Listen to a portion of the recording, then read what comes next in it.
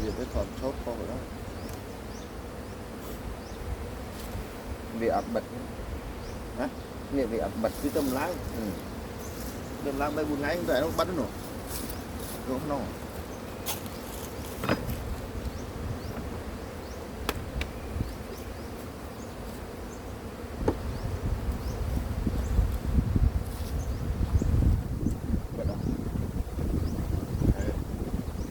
tốt nó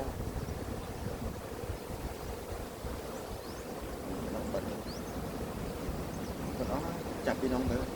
tất mấy con là nóng bay váy nên ban man thế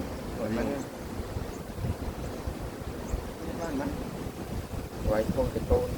của nông vậy